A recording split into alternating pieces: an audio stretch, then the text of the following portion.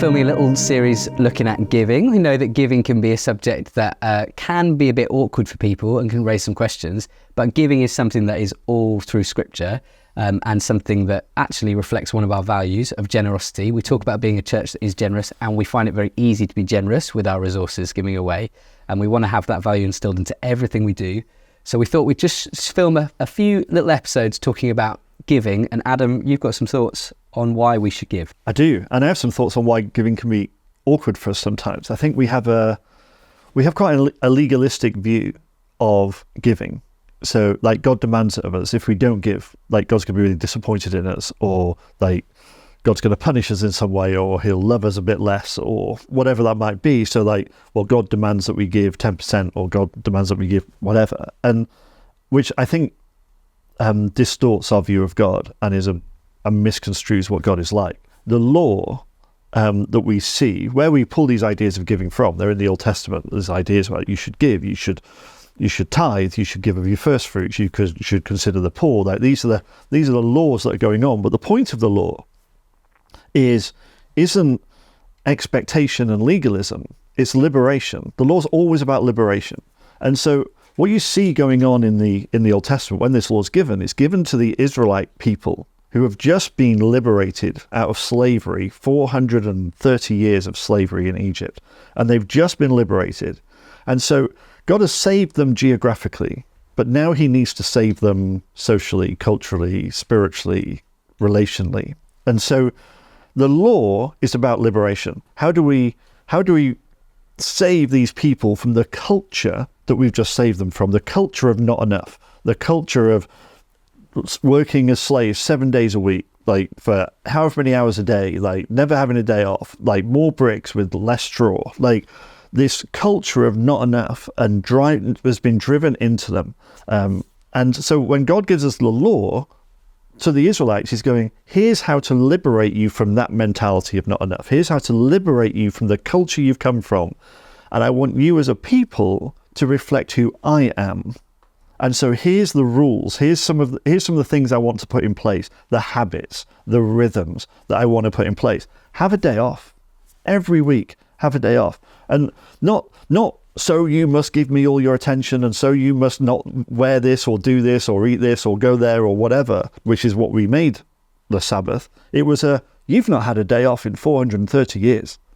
Have a break. Like, rehumanize yourself a little bit. Like, find a rhythm where you rest and where we connect together, where we can actually spend time, God and his people, in communion with each other. So there's this idea of liberation, and giving is the same. They've come from this culture of not enough, like where they always have to make more, work harder, go further. And they've come from this culture, and God's going, you know what, that culture of not enough is going to destroy you. It's going to eat into you.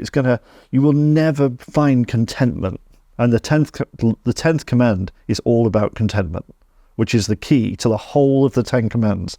Is the 10th one, be content, is kind of the 10th command. Don't covet, don't chase these other things. Like, find contentment in your relationship with God and your relationship with each other, in who you are as a community. So contentment is the key. You're never going to find contentment in this culture of not enough.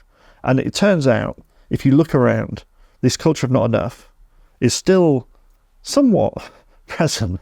Like, we're all striving to have more. Our whole economic system is built on the idea that we have to make more this year than we made last year. Like, otherwise that's not growth. Otherwise we're in recession. And that's terrifying for everyone. What happens if we don't make more this year than we made last year? Oh my word, the whole country's going to go into disaster. Like, we have this idea of, like, not enough. We always have to have more. There were these studies done. This is, good 15 years ago now. And they asked these, there was actually some different studies. And the first one asked people who were earning $250,000 a year or more, do you consider yourself to be high earners? And 30% said that they weren't high earners.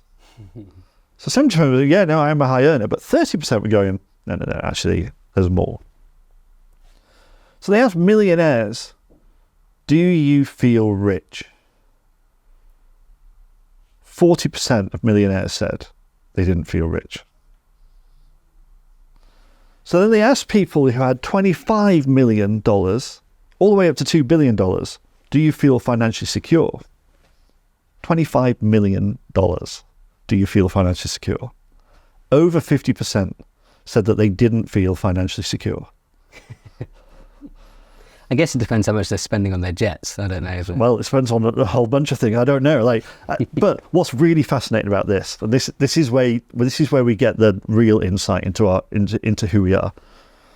So they asked those 50-something%, okay, how much more would you need to have enough to feel financially secure? And the average of what they said was 20 to 25% more, which, so track with me, if you've got $25 million, you are only $5 million away from having enough. The problem is, when you've got $30 million, now you're $6 million away from having enough. When you've got $100 million, now you're 20 to 25 million away from enough. When you've got $2 billion, you're $400 to $500 million away from having enough. So the reality says, the more we have, the further away we are from having enough.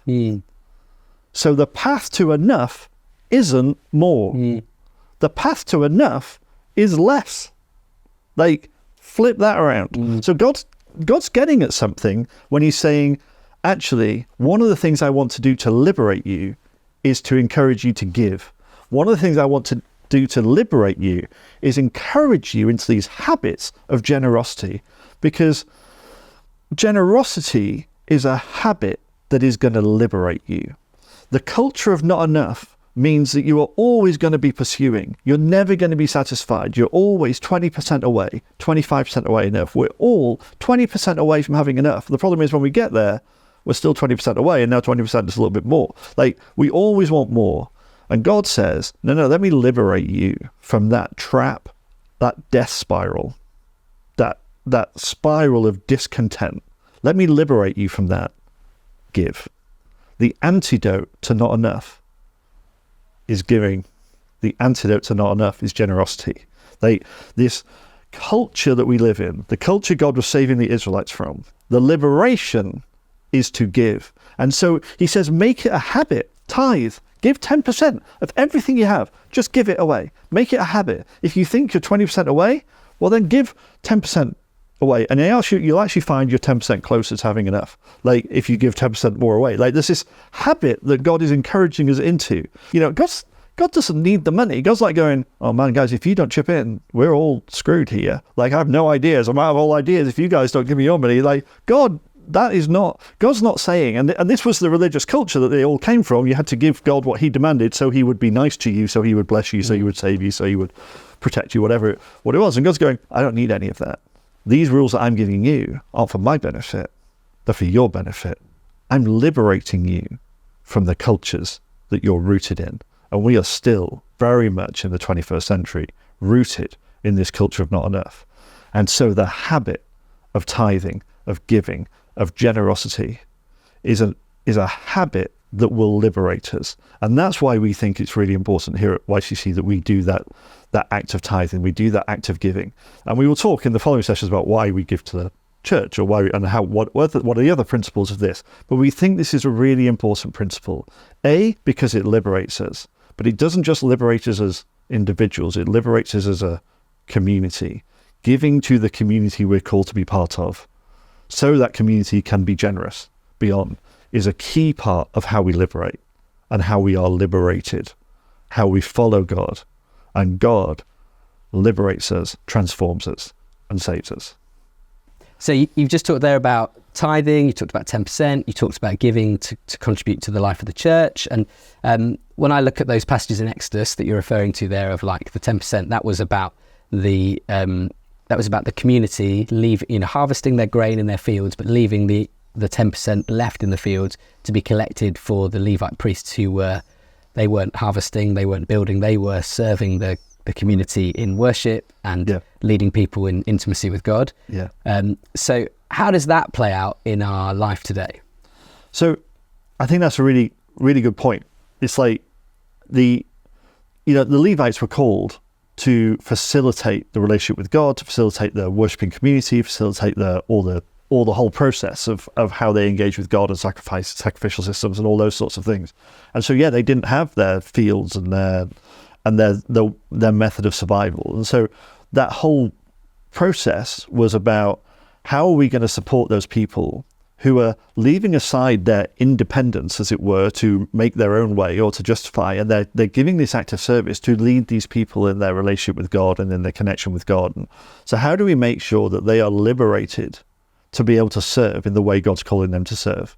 Well, we do that by taking a collective responsibility for all these things. So, yeah, we give the church for a number of reasons. Part of it is to make sure that those people who God is calling to serve in a particular way, to facilitate the wider community serving, are able to do that. They're able to take on that responsibility. And it's also so the church itself can be generous, making sure that those who are without, those who are on the margins, also have that provision as well. So, yeah, it's taking that collective responsibility when God calls people to serve in a particular way, and particularly to serve his people in a particular way. How do we facilitate them to enable them to do that, to do the thing God's called them to for the greater good of everybody? How do we do that? And giving, tithing, generosity is one of the ways in which we do that. It's no surprise for me to bring it back to worship and the theme of that there. But I've always really struck by that latreo word of worship, of coming and bringing sacrifice and surrender and serving of God. And I like the imagery of the two there, that it's not just about I come and I passively am fed or I'm worshipped to by someone, by the Levite, by the worship leader, whatever it is. But actually this is my contribution of being part of this community together. Yeah. It's always taking, like we're always, everything you see in the scriptures, we're always part of something bigger than ourselves, and that thing that is always it's greater than some of its parts. The law doesn't make sense if you just read it as an individual. It's when it makes most sense when we read it as a community. How do we all as a community respond to these laws? And that's a great example of how it makes sense as a community, where it doesn't make a whole lot of sense if I just read that as an individual. Brilliant. So in summary, we're all 20 to 25% away from what we need, but if we give 10%, we're 10% closer, not 30% away from where we need. Because the antidote to not enough is giving, is generosity. So giving is a habit. We're getting away from that culture. Yeah, so the giving is a habit. God's saving them geographically, now he's saving them socially. Like, he's got the Israelites out of Egypt, but now he has to get Egypt out of them, that culture. And it's the same for us. We have to be liberated from that culture of not enough that is driven into us by our society. And this is how we find liberation from it. Brilliant. Well, join us next time. We talk about giving as an instinct. We'll see you there. We really hope you enjoyed that podcast. If you feel like it sparked something within you and you feel prompted to give to us, visit us at yeovil.cc/give. Thank you so much for listening, and we can't wait to hear from you soon.